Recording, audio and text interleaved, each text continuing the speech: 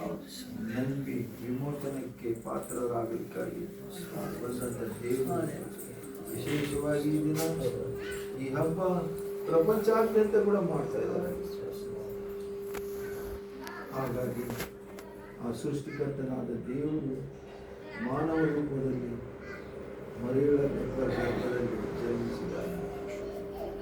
ಆತನ ಹೆಸರಿನಲ್ಲಿ ಮುಕ್ತಾಯ ಪ್ರಾರ್ಥನೆ ಮಾಡಿಕೊಳ್ಳೋಣ. ನಾವು ಪ್ರಾರ್ಥನೆ ಮಾಡಿಕೊಳ್ಳೋಣ. ನಮ್ಮ ಮಧ್ಯದಲ್ಲಿ ಅಮ್ಮನವರು ಆತ್ಮೀಯ ತಾಯಿ ಪುಷ್ಪಲತಮ್ಮವರು ಪ್ರಾರ್ಥಿಸ್ತಾರೆ. ಪ್ರಾರ್ಥನೆ ಮಾಡಿಕೊಳ್ಳೋಣ. Hallelujah, hallelujah, hallelujah. ಸ್ತೋತ್ರ ದೇವ. ಒಂದನೇ ಸ್ವಾಮಿ ಅಪ್ಪ ತಂದೆ, ನಮ್ಮನ್ನು ಬಹಳವಾಗಿ ಪ್ರೀತಿಸುವ ಪ್ರಿಯ ಪರಲೋಕದ ತಂದೆ, ನಿನಗೆ ಸ್ತೋತ್ರಪ್ಪ. ಪರಲೋಕ ರಾಜ್ಯದಲ್ಲಿ ಸಿಂಹಾಸನದ ಮೇಲೆ ಕುಳಿತು ಅಪ್ಪ ತಂದೆ ಭೂಲೋಕದಲ್ಲಿರುವ ನಮ್ಮನ್ನು ಪ್ರತಿದಿನ ಪ್ರತಿಕ್ಷಣ ನೋಡ್ತಾ ಇದೆಯಪ್ಪ. ನಿನಗೆ ಸ್ತೋತ್ರ. ನಮ್ಮ ಮಾತುಗಳು, ನಮ್ಮ ಪ್ರಾರ್ಥನೆಗಳು, ನಮ್ಮ ಮೊರೆಗಳು ಕೇಳುತ್ತಿರುವ ದೇವಾ, ನಿನಗೆ ಸ್ತೋತ್ರ ಸ್ವಾಮಿ. ನಮ್ಮ ಪ್ರಾರ್ಥನೆ ಮೊರೆಗಳನ್ನು ಕೇಳಿ ಸದುತ್ತರ ದಯಪಾಲಿಸುವ ದೇವರು ನೀನಾಗಿದೆಯಪ್ಪ. ನಿನಗೆ ಸ್ತೋತ್ರ, ಸ್ತೋತ್ರ, ಸ್ತೋತ್ರ. ಹೌದು ಸ್ವಾಮಿ, ನೀನು ಸರ್ವಶಕ್ತನು, ಸರ್ವೋನ್ನತನು, ಸರ್ವಾಧಿಕಾರಿ, ಸೃಷ್ಟಿಕರ್ತನಾದ ದೇವರು ನೀನಪ್ಪ. ಭೂಮಿಯನ್ನ, ಆಕಾಶವನ್ನ, ಸಮುದ್ರವನ್ನ, ನೀರಿ, ಪ್ರಾಣಿ ಪಕ್ಷಿಗಳು, ಪಶುಗಳು, ಮನುಷ್ಯರು, ನಮ್ಮೆಲ್ಲರನ್ನು ಸೃಷ್ಟಿ ಮಾಡಿದ ಸೃಷ್ಟಿಕರ್ತನಾದ ದೇವರಪ್ಪ. ಒಂದು ಮಾತಿನಿಂದ ಎಲ್ಲವನ್ನು ನೀನು ಸೃಷ್ಟಿ ಮಾಡಿದ್ದೀಯಪ್ಪ. ನಿನಗೆ ಸ್ತೋತ್ರ ಅಪ್ಪ. ಮತ್ತೆ ಭೂಲೋಕದಲ್ಲಿರುವ ಮನುಷ್ಯರು ಪಾಪ ಮಾಡಿ ನರಕಕ್ಕೆ ಹೋಗಬಾರದು, ನಿತ್ಯ ಜೀವ ಹೊಂದಿಕೊಂಡು ಪರಲೋಕಕ್ಕೆ ಬರಬೇಕೆಂಬ ಆಸೆಯಿಂದ ಅಪ್ಪ ಯೇಸು ಸ್ವಾಮಿ ನೀನು ಪರಲೋಕದಿಂದ ಭೂಲೋಕಕ್ಕೆ ನರ ಮನುಷ್ಯನಾಗಿ ನನಗಾಗಿ ನಮಗಾಗಿ ಬಂದಿದ್ದೀಯಪ್ಪ. ನಿನಗೆ ಸ್ತೋತ್ರ, ಸ್ತೋತ್ರ, ಸ್ತೋತ್ರ ಅಪ್ಪ. ಮನುಷ್ಯನಾಗಿ ಬಂದು ಪಾಪ ಮಾಡಬೇಡಿರಿ, ತಪ್ಪು ಮಾಡಬೇಡಿರಿ, ನೀವು ಪರಿಶುದ್ಧರಾಗಿರುವುದಾದರೆ ನೀವು ನನ್ನನ್ನು ನಂಬಿದರೆ ನಿತ್ಯ ಜೀವ ಹೊಂದಿಕೊಳ್ಳುವಿರಿ, ಪರಲೋಕ ರಾಜ್ಯಕ್ಕೆ ಬರುವಿರಿ, ಬರಬೇಕು ಎಂದು ಹೇಳಿದ ದೇವರು ನೀನಯ್ಯ. ಎಸಯ್ಯ, ನೀನು ಒಳ್ಳೆಯದನ್ನೇ ಮಾಡುವ ದೇವರು, ಒಳ್ಳೆಯ ದೇವರು. ಒಳ್ಳೆಯದನ್ನು ಮಾಡುವಾಗ ನಿನ್ನನ್ನು ಕೆಟ್ಟವನೆಂದು ಅಪರಾಧಿಯಾಗಿ ಶಿಲುಬೆಯ ಮರಣವನ್ನು ಕೊಟ್ಟಾಗಲೂ ಕೂಡ ಅಪ್ಪ ಎಲ್ಲರನ್ನು ಪ್ರೀತಿಸಿ ಕ್ಷಮಿಸಿ ಶಿಲುಬೆ ಮರಣವನ್ನು ಹೊಂದಿಕೊಂಡು ಅಪ್ಪ ಶಿಲುಬೆಯಲ್ಲಿ ನಿನ್ನ ಪ್ರಾಣ ಕೊಟ್ಟಿದ್ದೀಯಪ್ಪ. ನನಗಾಗಿ, ನಮಗಾಗಿ ನಿನ್ನ ಅತ್ಯಮೂಲ್ಯವಾದ ಪರಿಶುದ್ಧ ರಕ್ತವನ್ನು ಸುರಿಸಿ ಅಪ್ಪ ಸಮಾಧಿ ಮಾಡಲ್ಪಟ್ಟ ಮೇಲೆ ಮತ್ತೆ ಮೂರನೇ ದಿನ ಪುನರುತ್ಥಾನನಾಗಿ ಮೃತ್ಯುಂಜಯನಾಗಿ ಸಾವನ್ನು ಗೆದ್ದು ಸಮಾಧಿಯಿಂದ ಎದ್ದು ಬಂದ ದೇವರು ನೀನಯ್ಯ. ಎಸಯ್ಯ, ನಿನಗೆ ಸ್ತೋತ್ರ, ಸ್ತೋತ್ರ, ಸ್ತೋತ್ರ ಸ್ವಾಮಿ. ಹೌದಪ್ಪ ತಂದೆ, ಪುನರುತ್ಥಾನನಾದ ದೇವರು. ಇಡೀ ಪ್ರಪಂಚದಲ್ಲಿ ತೆರೆದ ಸಮಾಧಿ ನಿನ್ನದೊಂದೇ ಇದೆಯಪ್ಪ ತಂದೆ ದೇವ. ನಿನಗೆ ಸ್ತೋತ್ರ ಅಪ್ಪ. ಒಂದನೇ ಸ್ವಾಮಿ ಅಪ್ಪ ಏಸಪ್ಪ, ನಿನಗೆ ಸ್ತೋತ್ರ. ನಮಗಾಗಿ ಬಂದಿದ್ದೀಯಪ್ಪ, ನನಗಾಗಿ ಬಂದಿದ್ದೀಯಪ್ಪ. ನಮ್ಮೆಲ್ಲರೂ ಇಲ್ಲಿ ಸೇರಿ ಬಂದಿರೋ ಪ್ರತಿಯೊಬ್ಬರನ್ನು ನೀನು ಪ್ರೀತಿಸುವ ದೇವರು, ಕ್ಷಮಿಸುವ ದೇವರು ಅಪ್ಪ. ನಾವೇನಾದರೂ ತಿಳಿದೋ ತಿಳಿಯದೆಯೋ ಏನಾದರೂ ತಪ್ಪುಗಳನ್ನ ನಮ್ಮ ಜೀವನದಲ್ಲಿ ಮಾಡಿದ್ದರೆ ಅಪ್ಪ ನಮ್ಮೆಲ್ಲರ ತಪ್ಪುಗಳನ್ನು ಕ್ಷಮಿಸು ಸ್ವಾಮಿ.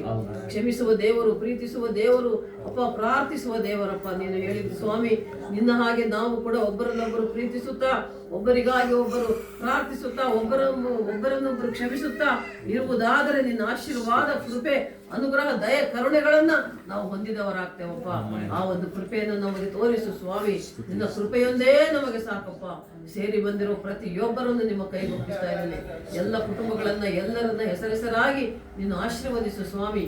ಈ ಒಂದು ಹಬ್ಬದ ಆಚರಣೆ ಮಾಡಿಕೊಳ್ಳುವಾಗ ಅನೇಕ ಮಕ್ಕಳು ಪ್ರಯಾಸ ಪಟ್ಟು ಅಪ್ಪ ನಿನ್ನನ್ನು ಇಷ್ಟಪಟ್ಟು ಎಷ್ಟೋ ರೀತಿಯಲ್ಲಿ ಅಪ್ಪ ತಂದೆ ಹಬ್ಬದ ಆಚರಣೆ ಮಾಡಿಕೊಂಡಿರುವಾಗ, ವಿವಿಧ ರೀತಿಯ ಆಹಾರವನ್ನು ಕೂಡ ತಯಾರಿಸಿರುವಾಗ ಎಲ್ಲರನ್ನು ಆಶೀರ್ವದಿಸು ಸ್ವಾಮಿ. ಮತ್ತು ವಿಶೇಷವಾಗಿ ನಿನ್ನ ವಾಕ್ಯೋಪದೇಶ ಮಾಡಿದ ನಿನ್ನ ದಾಸನು ನಾಮದೇವನವರಿಗಾಗಿ ಪ್ರಾರ್ಥಿಸ್ತಾ ಇದ್ದೇವಪ್ಪ.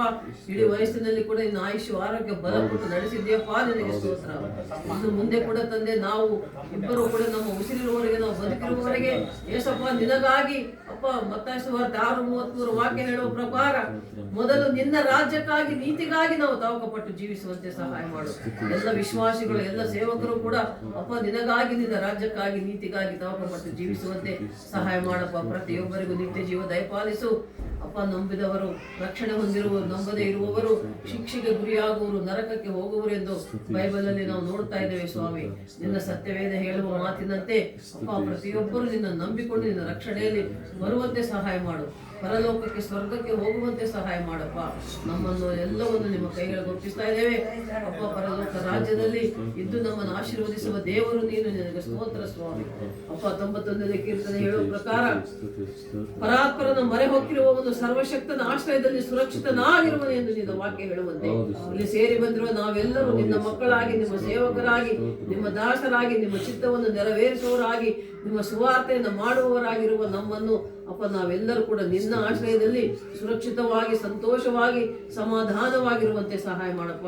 ಅಪ್ಪ ಏಸಪ್ಪ, ನೀನು ಪರಲೋಕದಿಂದ ಭೂಲೋಕಕ್ಕೆ ನರ ಮನುಷ್ಯನಾಗಿ ಬಂದಿರುವುದು ಕಾರಣ ಮುಖ್ಯವಾಗಿ ಅಪ್ಪ ಭೂಲೋಕದಲ್ಲಿರುವಂತ ಮನುಷ್ಯರೊಳಗೆ ಸಮಾಧಾನ ಉಂಟು ಮಾಡುವುದಕ್ಕಾಗಿ ಸಮಾಧಾನ ಕರ್ತನಾಗಿ ನೀನು ಬಂದಿದ್ದೀಯಪ್ಪ. ನಿನಗೆ ಸ್ತೋತ್ರ ಸ್ತೋತ್ರ ಸ್ತೋತ್ರ. ಸೇರಿ ಬಂದಿರುವ ನಮ್ಮೆಲ್ಲರನ್ನು ನಿಮ್ಮ ಕೈಗಳಿಗೆ ಒಪ್ಪಿಸ್ತಾ ಇದ್ದೇನೆ. ಪ್ರತಿಯೊಬ್ಬರನ್ನು ಆಶೀರ್ವದಿಸು. ಚಿಕ್ಕ ಮಕ್ಕಳು, ಯೌವನಸ್ಥ ಮಕ್ಕಳು ಅಪ್ಪ ಯಾವುದೇ ರೀತಿಯಲ್ಲಿ ಕೆಟ್ಟ ಚಟಗಳು, ಕೆಟ್ಟ ಸಹವಾಸಗಳಿಗೆ ಬಲಿಯಾಗಿ ಹೋಗದಂತೆ, ಲೋಕದ ಆಸೆಗೆ, ಹಣದ ಆಸೆಗೆ, ಶರೀರದ ಆಸೆಗೆ ಬಿದ್ದು ಹೋಗದಂತೆ ಪ್ರತಿಯೊಬ್ಬರು ಕೂಡ ಚಿಕ್ಕ ಮಕ್ಕಳು, ಯೌವನಸ್ಥ ಮಕ್ಕಳು, ಹಿರಿಯರು ಎಲ್ಲರೂ ಕೂಡ ಅಪ್ಪ ನಿನ್ನ ಮಕ್ಕಳಾಗಿ, ನಿನಗೆ ಒಳ್ಳೆ ಸಾಕ್ಷಿ ಮಕ್ಕಳಾಗಿ ಜೀವಿಸುವಂತೆ ಸಹಾಯ. ಇಲ್ಲಿ ಸೇರಿ ಬಂದಿರೋ ಪ್ರತಿ ಕುಟುಂಬಗಳು ಕೂಡ ಸಾಕ್ಷಿ ಕುಟುಂಬಗಳಾಗಿರುವಂತೆ ಸಹಾಯ ಮಾಡಪ್ಪ. ನಿನ್ನ ಕೃಪೆಯಲ್ಲಿ ತುಂಬಿಸಿ ನಡೆಸಿ ನೀವೇ ಮಹಿಮೆ ಹೊಂದಬೇಕೆಂಬುದಾಗಿ ಇನ್ನು ನಾಳೆ ನಾಡಿದ್ದು ನಡೆಯುವಂತೆ ಎಲ್ಲ ಹಬ್ಬದ ಆಚರಣೆಗಳು ಅಪ್ಪ ಮತ್ತು 31 ಡಿಸೆಂಬರ್ 1ನೇ ಜನವರಿ ಹಬ್ಬದ ಹೊಸ ವರ್ಷದ ಆಚರಣೆಗಳು, ಎಲ್ಲ ಆಚರಣೆಗಳಲ್ಲಿ, ಎಲ್ಲ ದೇಶಗಳಲ್ಲಿ, ನಮ್ಮ ದೇಶದಲ್ಲಿ, ನಮ್ಮ ಏಜೆಮ್ನ ಎಲ್ಲಾ ಸಭೆಗಳಲ್ಲಿ ಕೂಡ ನೀನೇ ಇದ್ದು ಮಹಿಮೆ ಹೊಂದಪ್ಪ. ಎಲ್ಲ ಹಬ್ಬದ ಆಚರಣೆಗಳು ಸಂತೋಷದಿಂದ, ಸಮಾಧಾನದಿಂದ, ಸಂಭ್ರಮದಿಂದ, ಸಡಗರದಿಂದ ಆಡಿಸಿಕೊಳ್ಳಲು ಸಹಾಯ ಆಚರಿಸಿಕೊಳ್ಳುವಂತೆ ಮಾಡಪ್ಪ. ನೀನೇ ನಮ್ಮ ಮಧ್ಯದಲ್ಲಿದ್ದು ನಮ್ಮನ್ನು ಕಾಯ್ದು ಕಾಪಾಡಿ ನಡೆಸಿ ನೀವೇ ಮಹಿಮೆ ಹೊಂದಬೇಕೆಂಬುದಾಗಿ ಎಲ್ಲ ಘನಮಾನ ಮಹಿಮೆ ಪ್ರಭಾವಗಳು ನಿಮಗೆ ಸಲ್ಲಿಸುತ್ತಾ ನಜರೇತಿನ ಯೇಸು ಕ್ರಿಸ್ತ ನಾಮದಲ್ಲಿ ಪ್ರಾರ್ಥಿಸಿ ಬೇಡಿ ಹೊಂದಿದ್ದೇವೆ ನಮ್ಮ ತಂದೆ. Amen amen amen. ಆಶೀರ್ವಾದ ವಚನ ಹೊಂದಿಕೊಳ್ಳೋಣ. ನಮ್ಮ ತಂದೆಯಾದ ದೇವರ ಪ್ರೀತಿ, ಯೇಸು ಕ್ರಿಸ್ತನ ಕೃಪೆಯು, ಪರಿಶುದ್ಧಾತ್ಮ ದೇವರ ಸಹವಾಸವು, ಸಹಾಯವು, ಅನ್ಯೋನ್ಯತೆಯು ಸಕಲ ಪರಿಶುದ್ಧರೊಂದಿಗೂ, ಸಭೆಯೊಂದಿಗೂ, ಈ ಪ್ರಾಂತ್ಯದ ಜನರೊಂದಿಗೂ, ಸೇರಿ ಬಂದಿರುವ ನಮ್ಮೆಲ್ಲರೊಂದಿಗೂ ಈಗಲೂ ಯಾವಾಗಲೂ ಸದಾ ಕಾಲ ನೆಲೆಯಾಗಿರಲಿ. Amen amen. ಎಲ್ಲರಿಗೂ ವಂದನೆಗಳು. ಆಮೆನ್. ಹ್ಯಾಪಿ